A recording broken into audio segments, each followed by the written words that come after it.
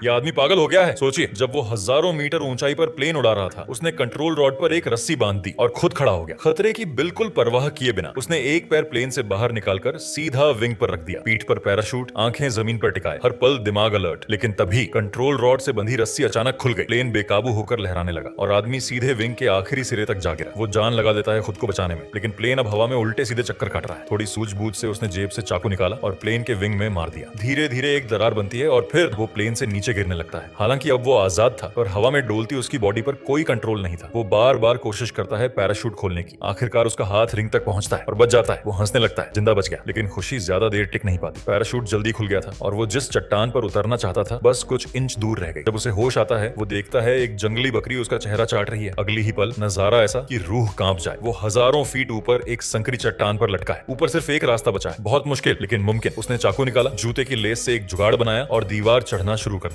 मगर ज्यादा जोर लगाते ही चाकू निकल गया और वो फिर से गिर गया। शुक्र है पैराशूट एक सूखी टहनी पर अटक गया, लेकिन वो टहनी भी अब टूटने वाली थी। उसने खुद को घुमाकर फुर्ती से एक खांचे में डाल लिया और चाकू से पैराशूट की रस्सियां काट दी। एक सेकंड की देर और वो भी खत्म हो जाता। ठंड में कांपता, डर से पसीना पसीना वो सोच रहा था अब क्या। तभी ऊपर एक चमकती आकृति दिखती है, उम्मीद की एक किरण। उसने अपनी पकड़ ढीली की और थोड़ा ऊपर चढ़ने की कोशिश की। उसका हर मूवमेंट बेहद खतरनाक था, लेकिन आखिरकार वो एक बाहर निकली चट्टान तक पहुंच गया। अभी वो चैन की सांस ले ही रहा था कि चट्टान ही दरकने लगी। वो लगभग गिर ही गया था कि एक जंगली बकरी की तरह उछलते हुए खुद को बचा लिया। फिर जैसे ही वो जमीन पर पहुंचा, एक असली जंगली बकरी सामने आ गई। उसने हमला कर दिया। आदमी गिरते गिरते बचा, लेकिन तभी बकरी फिर से झपट पड़ी। इस बार उसने बकरी की टांग पकड़ ली और उसे एक मशीन की तरह इस्तेमाल कर नीचे उतरने लगा। आखिरकार उस आदमी ने मौत के मुंह से निकलकर इस खतरनाक सफर को बना दिया।